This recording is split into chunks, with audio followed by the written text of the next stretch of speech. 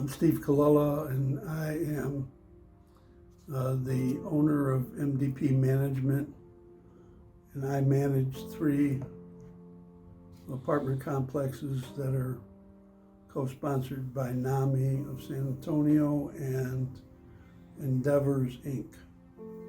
I've managed the 3 properties since 1999, or in the case of Viceroy Village, when it was built and opened in 2001. How did Viceroy Village get built? Were you familiar with who was involved, and was there any church involvement, for example? Well, all 3 of the properties were built through the joint venture of the co-sponsors, and back then it was Urban Ministries, which has evolved into being Endeavors, Inc. and NAMI. And at the time that Viceroy was built, it was primarily people from Urban Ministries that were involved in it.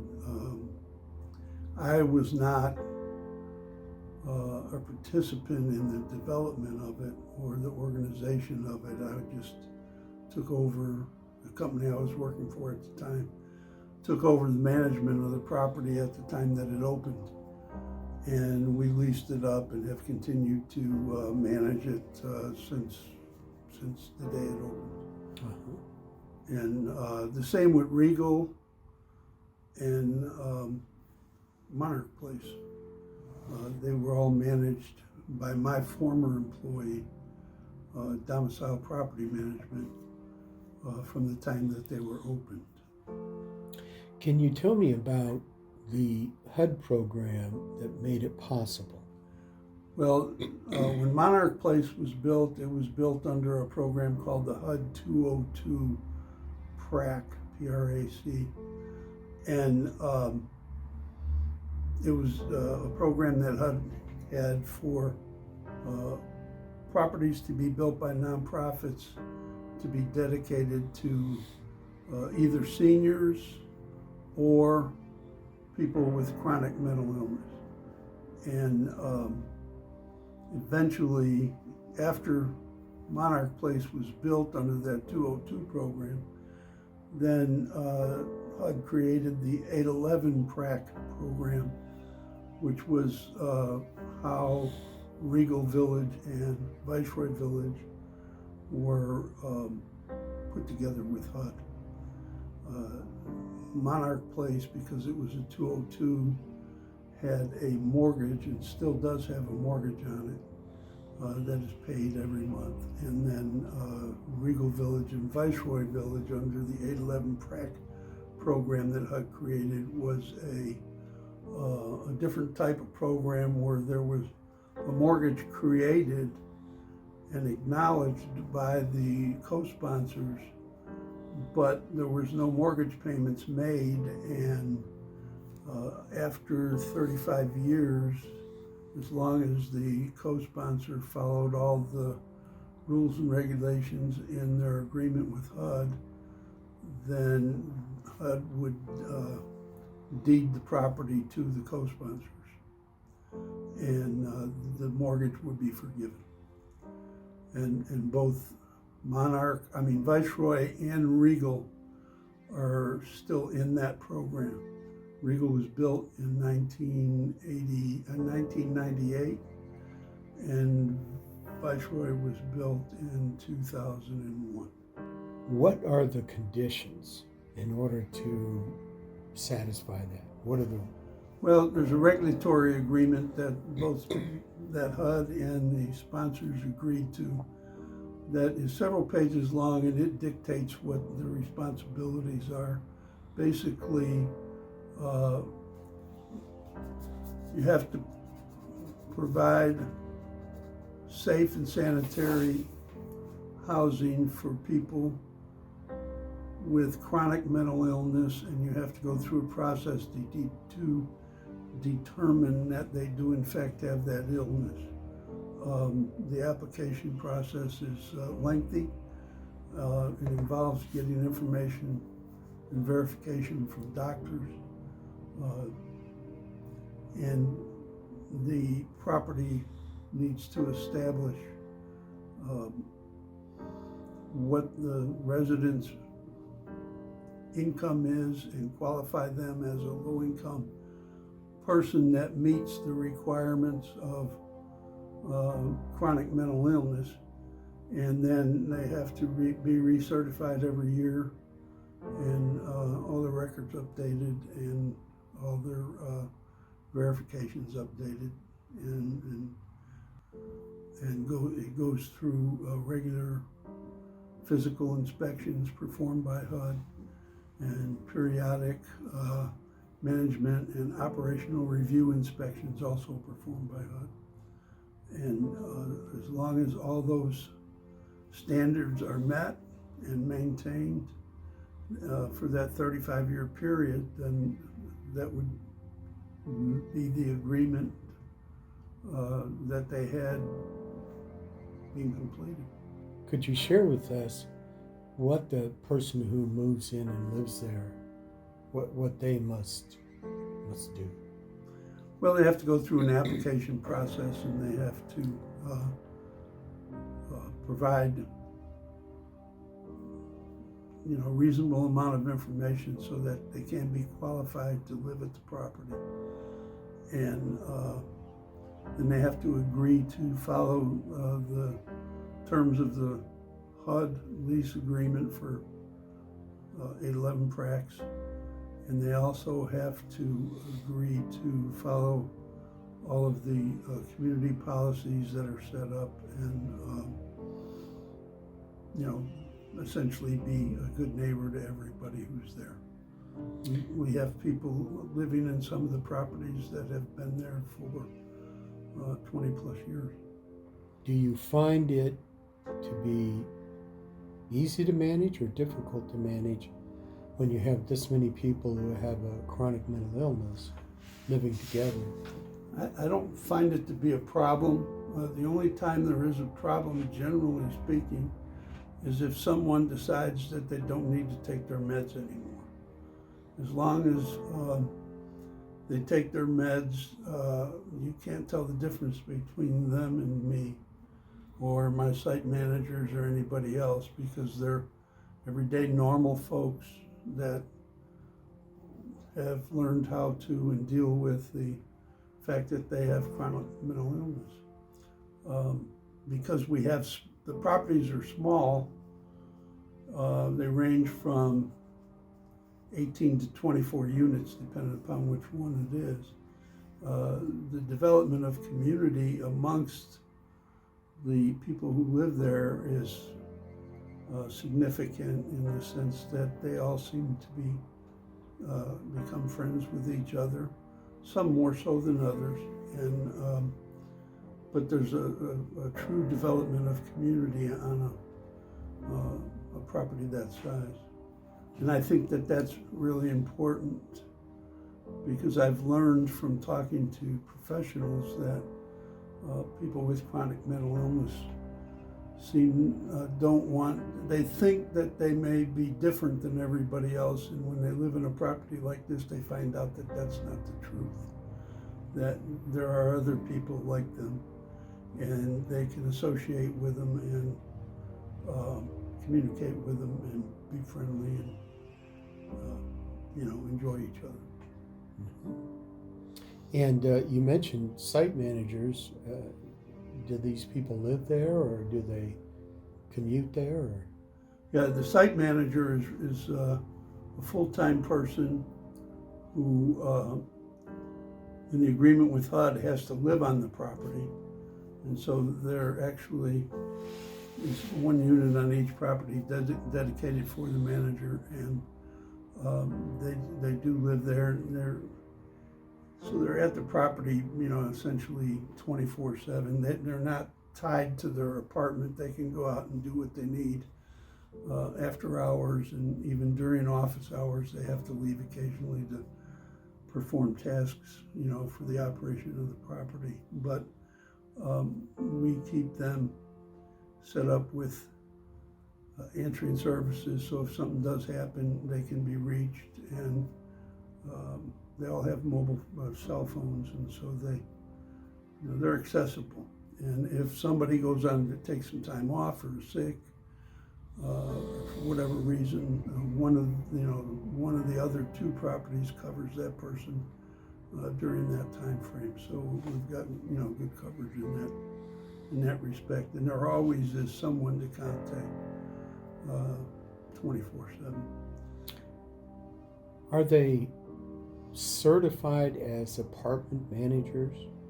Well, they're all trained as apartment managers, and then NAMI has a program called Family to Family, and I have them attend that, which is like a 6 or 8 week program, a couple of nights a week, and that my people go through that to learn more about how to deal with and communicate with and understand people with chronic mental illness, and it's been an extremely good tool. In fact, I even have one maintenance man that works all 3 properties, and I've sent him to that same Family to Family course so he understands it, because the maintenance man has to deal with the residents too when they have issues that need to be taken care of, and they need to know how to communicate with him also. Is it possible that these kinds of apartment complexes, there could be more of them? Is there a need for more of them? Well, there's absolutely a huge need for more of them. Part of the problem is I don't know that it's a problem, but about 8 years ago, HUD stopped the 811 PRAC program. Now they recently have announced that they've restarted it. And so the application can be made by the co-sponsors to get some more funds and build some more properties in San Antonio. That's exciting in the sense that it is evidently going to be being restarted, and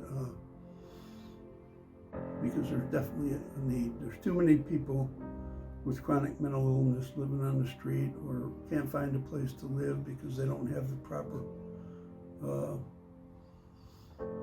background and credit information to be able to live in an apartment, and they really need to be in a more suitable place, such as one of these properties.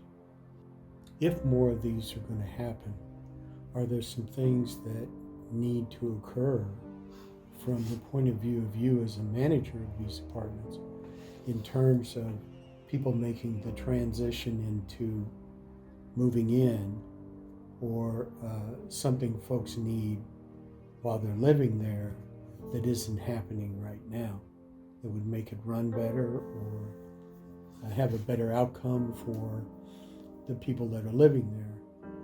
Well, the properties that I run right now, none of them are required to provide any social or medical services to the residents. The individual resident has their own responsibility to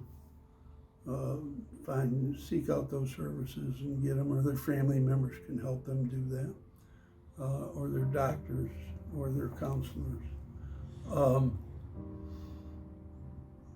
Moving forward, I would think that adding that type of service, which would require funding through the state or federal funding or even the city or county, would be very helpful in order to be able to have some type of staffing at the property that's skilled in that area, whether it be on a full-time or part-time basis.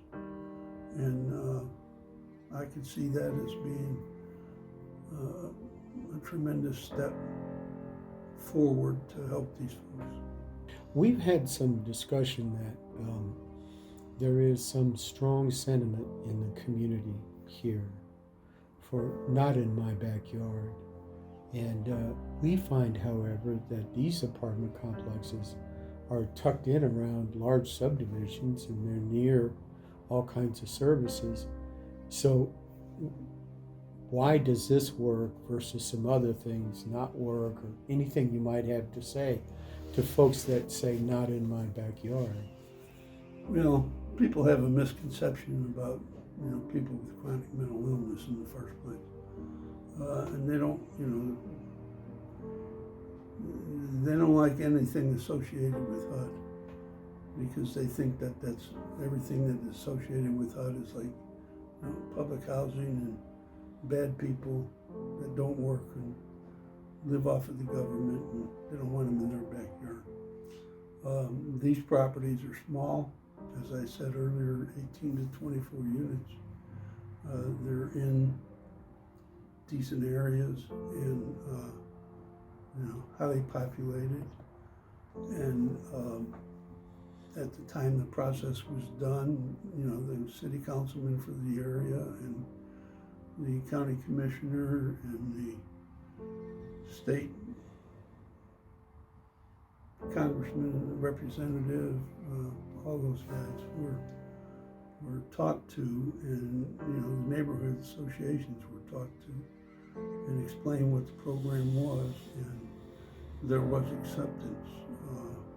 And they have that all in writing, and it's part of their application to HUD to when they went through this process to provide that kind of information so that HUD would know that the neighborhood people were accepting to the idea of having it.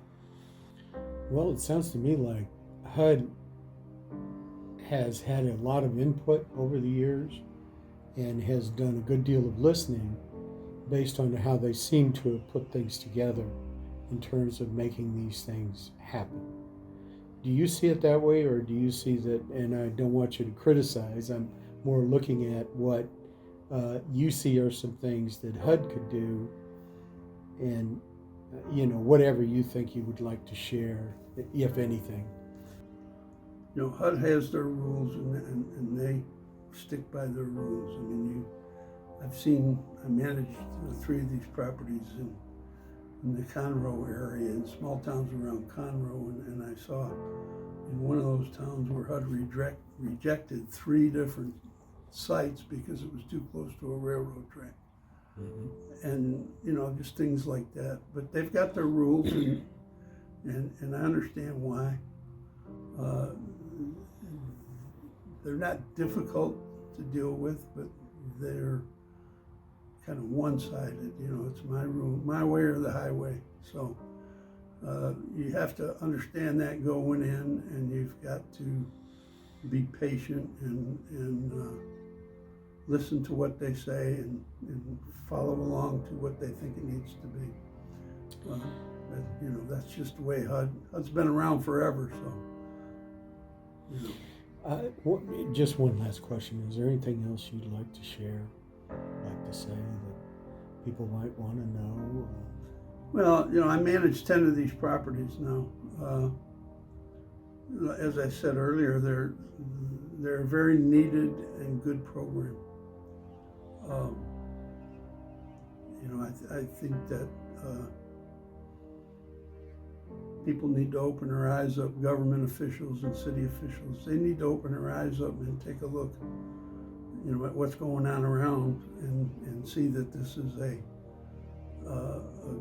good way to help this segment of society and the population.